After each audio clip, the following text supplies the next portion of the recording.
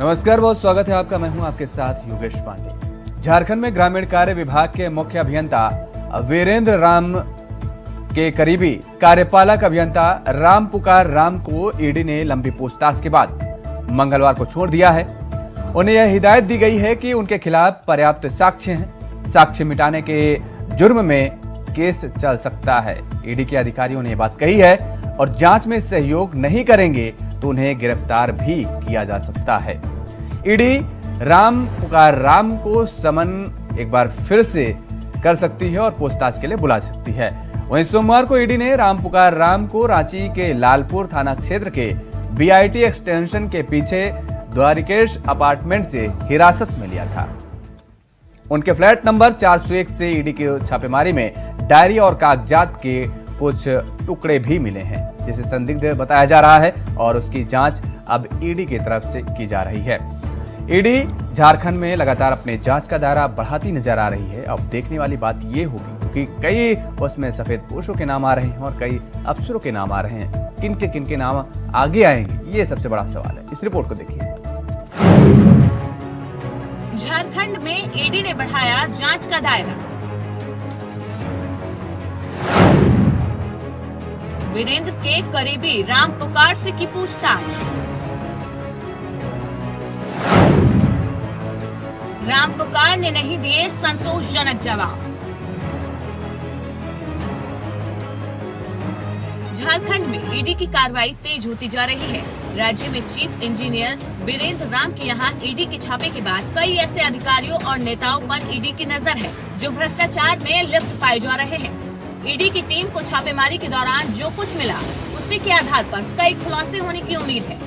वीरेंद्र राम पर शिकंजा कसने के बाद मिली जानकारी के आधार पर ईडी की टीम ने इंजीनियर राम पुकार के यहाँ भी छापा मारा। छापे में जो सुराग हाथ लगे उसके आधार पर अब ईडी कार्रवाई करने के मूड में है। आपको बता दें, 125 करोड़ की अवैध संपत्ति अर्जित करने वाले ग्रामीण कार्य विभाग के मुख्य अभियंता वीरेंद्र राम के खास सहयोगी कार्यपालक अभियंता राम पुकार राम को ईडी ने लंबी पूछताछ के बाद छोड़ दिया है। ईडी ने राम पुकार को इस हिदायत के साथ छोड़ा है कि उनके खिलाफ बहुत से साक्ष्य ईडी के पास है। उन पर साक्ष्य मिटाने के जुर्म में केस चल सकता है। अगर वो ईडी की जांच में सहयोग नहीं करेंगे तो ईडी के पास उन्हें गिरफ्तार करने के लिए पर्याप्त साक्ष्य है।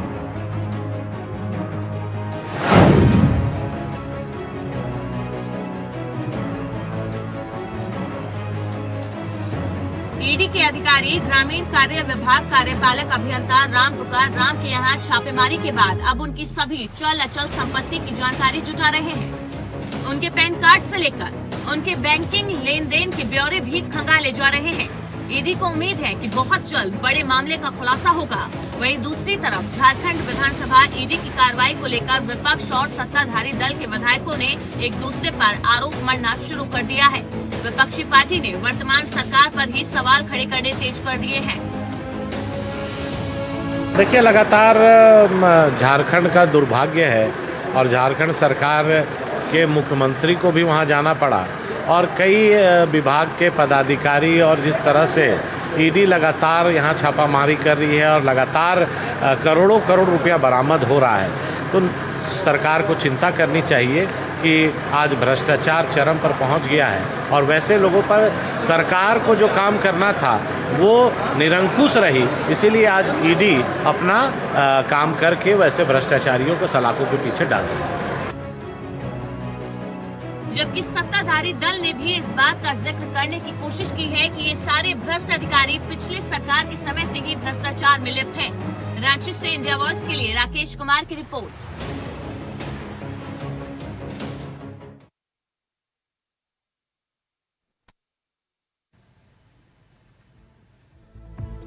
झारखंड में ईडी ने जांच का दायरा बढ़ा दिया है। लगातार जांच का दायरा बढ़ता जा रहा है। ईडी को जैसे जैसे सबूत मिल रहे हैं, वीरेंद्र के करीबी राम पुकार राम से पूछताछ की है ईडी के अधिकारियों ने। राम पुकार ने संतोषजनक जवाब नहीं दिए हैं, यह भी कहा जा रहा है। और झारखंड में ईडी ने अपने जांच का दायरा बढ़ा दिया है। ये कहा जा रहा है कि दरअसल राम पुकार राम ने संतोषजनक जवाब नहीं दिए, तो इसलिए राम पुकार राम को एक बार फिर से ईडी समन जारी करेगी और पूछताछ के लिए दोबारा बुला सकती है।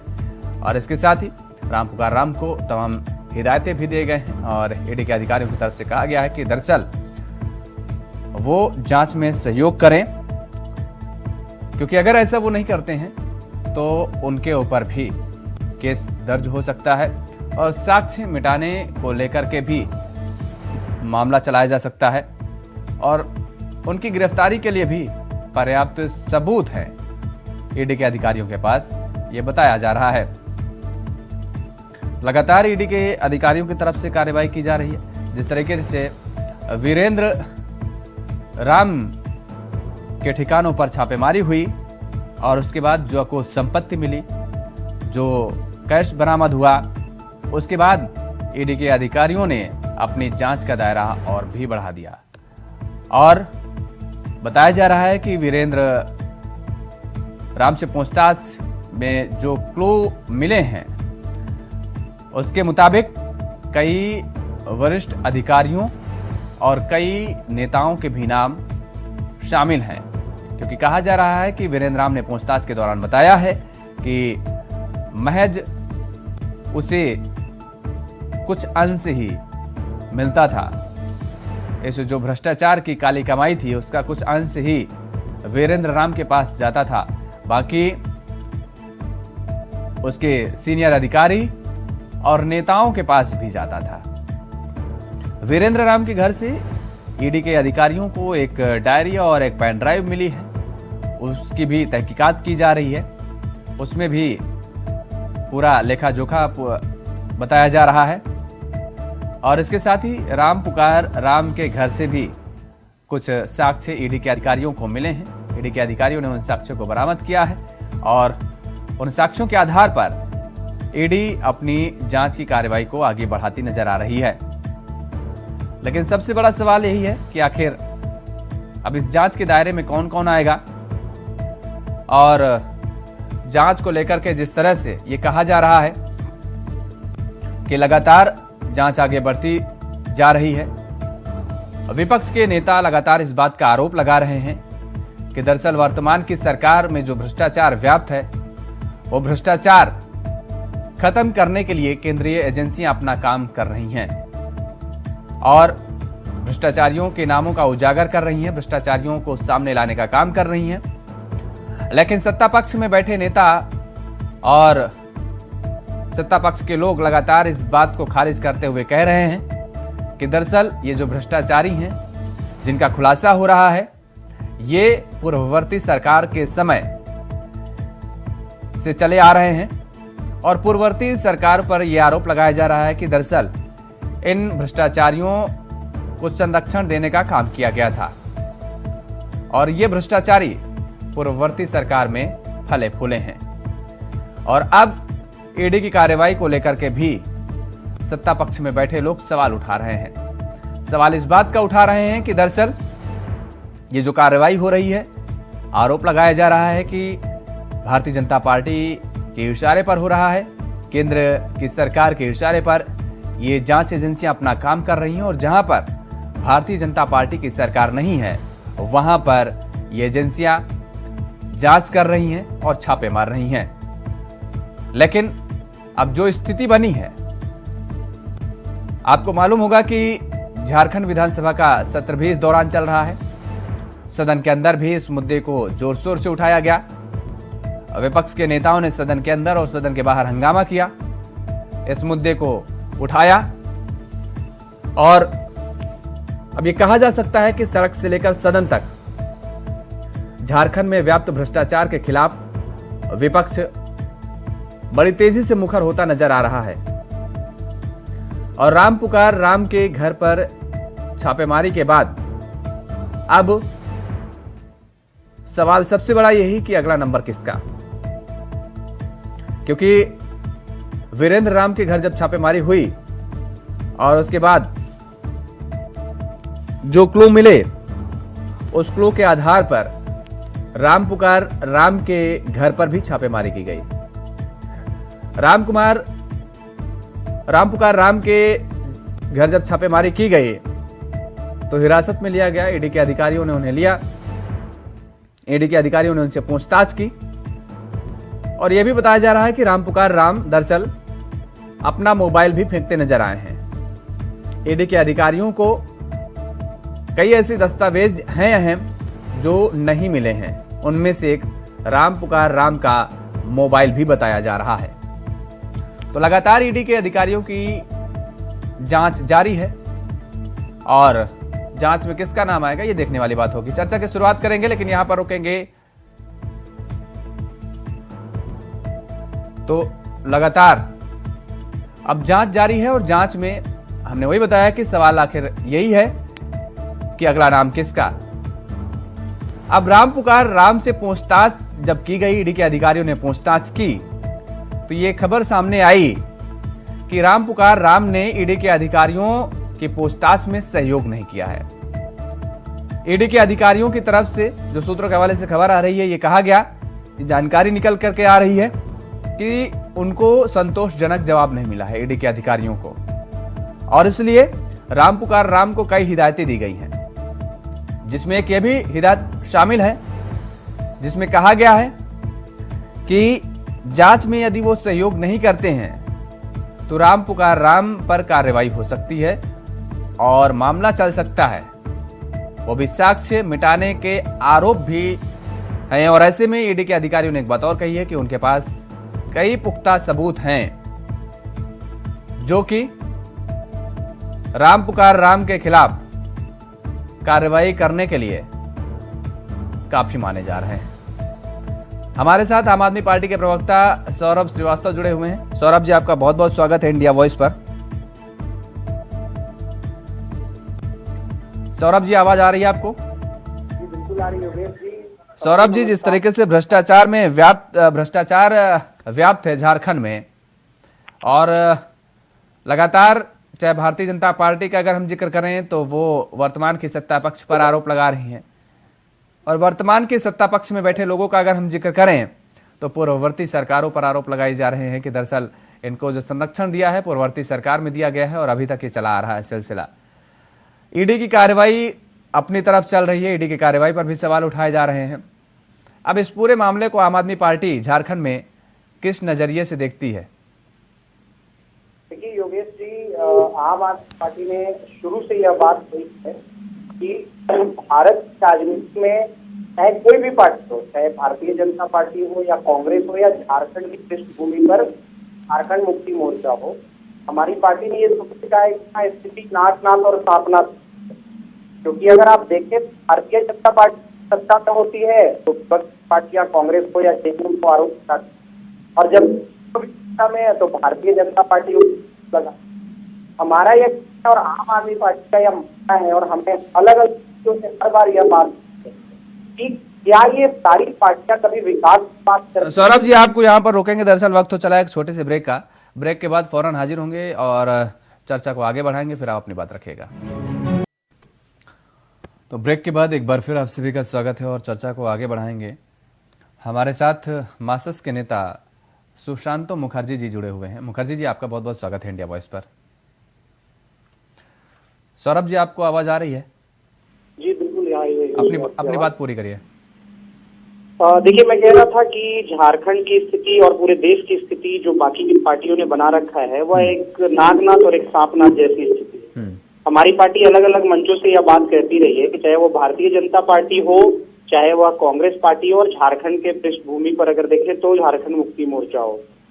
दुर्भाग्य है राज्य का और दुर्भाग्य है देश का कि किसी भी पार्टी का ध्यान विकास की ओर नहीं है, और ये लोग विकास की बातें नहीं करते हैं बल्कि सीधा एक आरोप प्रत्यारोप की राजनीति की जाती है। आम आदमी पार्टी ने हमेशा यह प्रयास किया है और हमारे नेताओं ने यह प्रयास किया है कि हम राजनीति के नैरेटिव को कहीं ना कहीं विकास की ओर लेके जाए, जहां डेवलपमेंट की बात हो, जहां एजुकेशन की बात हो, जहां हेल्थ की बात हो। लेकिन आप देखिए कि झारखंड में क्या हो रहा है। ये जो बड़े बड़े धन कुबेर आखिर किसी के संरक्षण में तो काम कर रहे हैं योगेश जी। सत्ता के संरक्षण के बिना क्या एक चीफ इंजीनियर के पास से सैकड़ों हजारों करोड़ की बेनामी संपत्ति निकलना क्या पॉसिबल है? नहीं।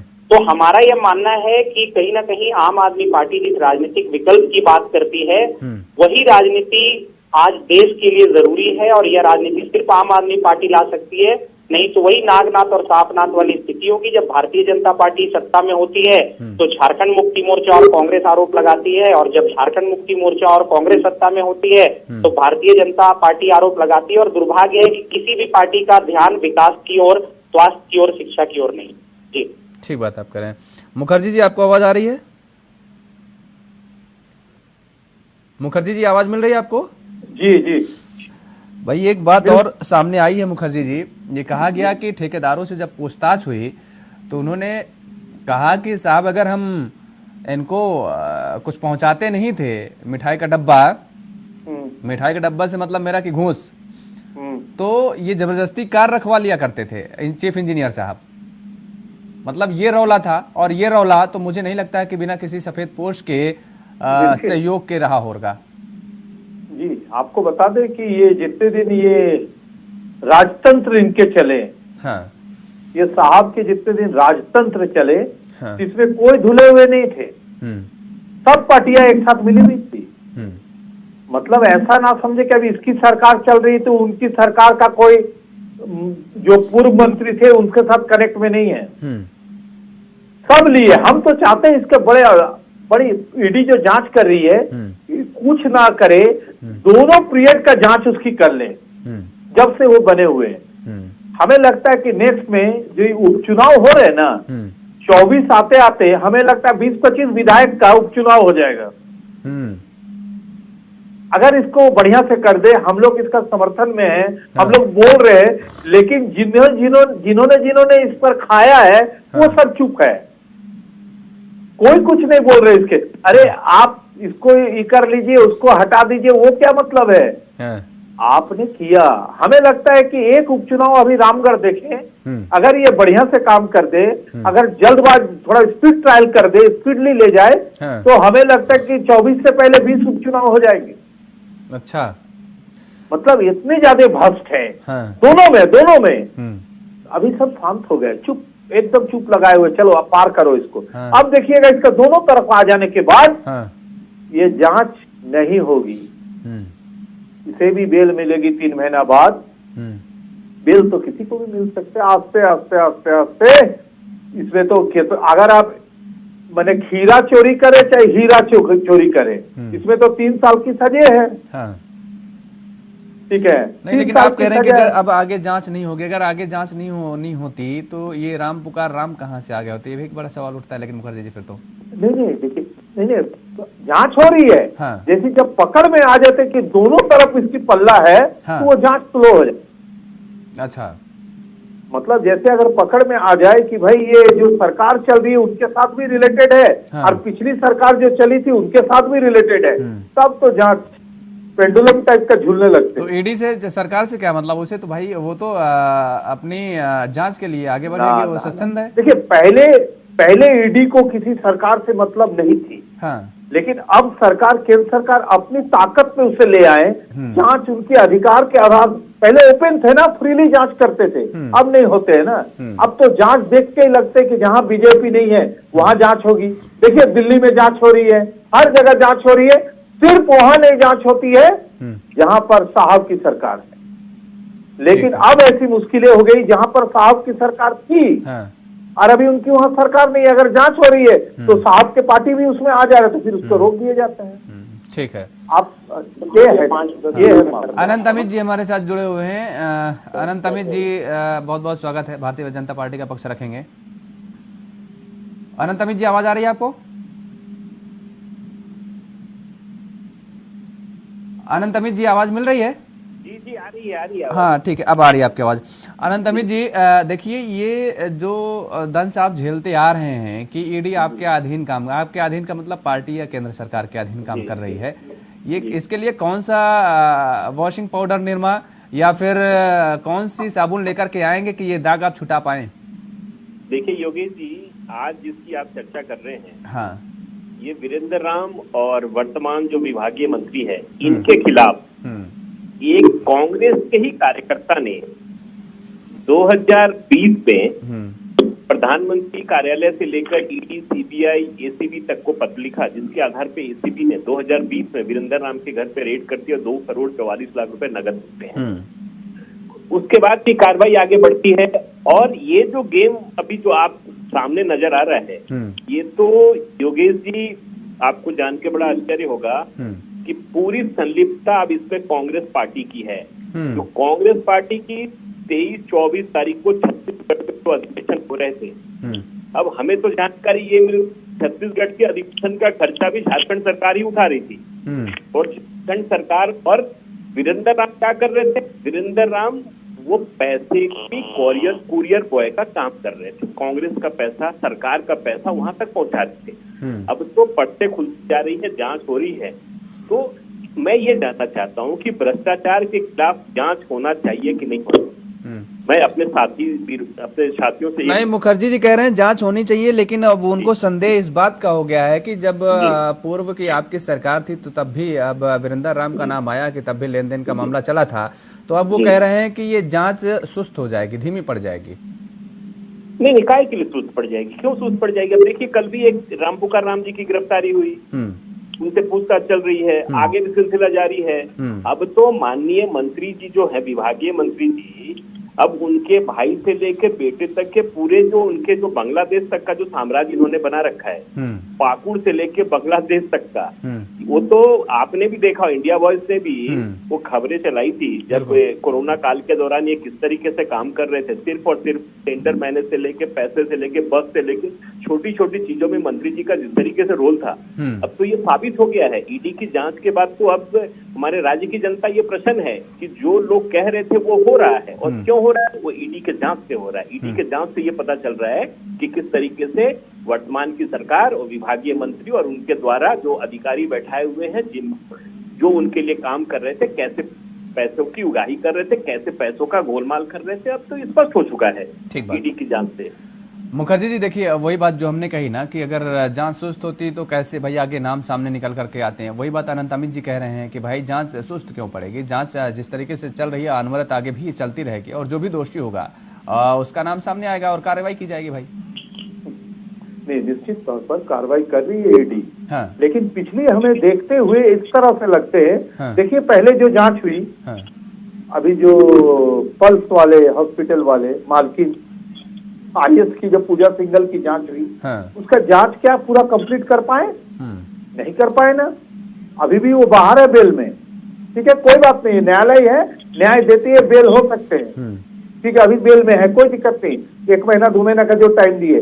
लेकिन जिस कांड से वो पैसे मिले, 35 करोड़ 34 करोड़ घर से निकले हैं, उस जिस विभागीय के काम थी, जिसके पीरियड में वो हुआ, उससे क्या पूछताछ हुए?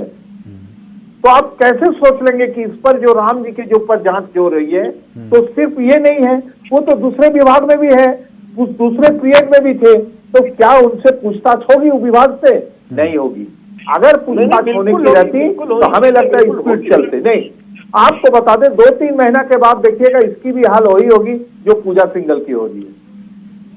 अनंत अमित जी कह रहे हैं भाई बिल्कुल होगी, क्यों नहीं होगी? नहीं, बिल्कुल होगी, निश्चित होगी। उस तरह से होगी, ये निश्चित। आनंद को पता है कि भाई हमको कौन छुएगा। इसी बात की जो देखिए हमारे यहाँ पर देखिए, जो दूसरे पार्टी में थे अभी बीजेपी में चल गए, 100 करोड़ का दवा घोटाला, लेकिन जांच हो रही है। अभी तो विधायक है भाई, मंत्री भी बन सकते हैं। नहीं, योगेश जी, ये सुशांतो थोड़ा सा सहन शक्ति रखी। आपके दिल्ली में जांच हो रही है, सारी प्रॉपर्टी को अटैच कर रखा है, बड़ी जांच दिल्ली में हो रही है, ईडी की कार्रवाई भी जारी है उस पे। गुजरात में जांच नहीं हुई, चल रही है। अफीम के मतलब कंटेनर मिल जा रहे, लेकिन कहाँ जांच? आप बताइए, देश में इतने बड़े एक्सीडेंट, इतने बड़े घटनाएं हो गई, 300 किलो RDX पे हमारे 40 जवानों ने शहादत दे दी। आप 1.5 पुरिया RDX के लिए जांच लगा के खोज लेते, लेकिन 300 किलो RDX कहां से आया, अभी तक जांच नहीं हुई। इसमें भी ईडी है। अरे करो जांच, हम तो चाहते खुलेआम जांच करो, जो भ्रष्टाचारी है वो जेल जाएगा। ठीक बात, जेल लेकिन जाने भी जांच तो चाहिए। होती जो भी नहीं है। भ्रष्टाचारी हो वो जेल जाना चाहिए, उसको पार्टी या सरकार से किसी से कोई मतलब नहीं होना चाहिए, खासतौर पर इन एजेंसियों को। और ये दावा किया जा रहा है, लेकिन ये सच है कि अब देखने वाली बात ये होगी कि आखिर किनका नाम सामने आता है और नाम सामने आने के बाद कार्रवाई क्या होती है। आप सभी मेहमानों को हमारे साथ जुड़ने के लिए बहुत बहुत शुक्रिया। और लगातार झारखंड में अब ईडी की कार्रवाई जिस तरीके से आगे बढ़ती चली जा रही है, अब देखने वाली बात और सवाल सबसे बड़ा यही है कि आखिर नाम किसका आएगा और नाम आने के बाद ईडी की तरफ से क्या कुछ ठोस कार्रवाई की जाती है। चर्चा में फिलहाल इतना ही। खबरों के लिए आप बने रहिए इंडिया वॉइस के साथ। नमस्कार।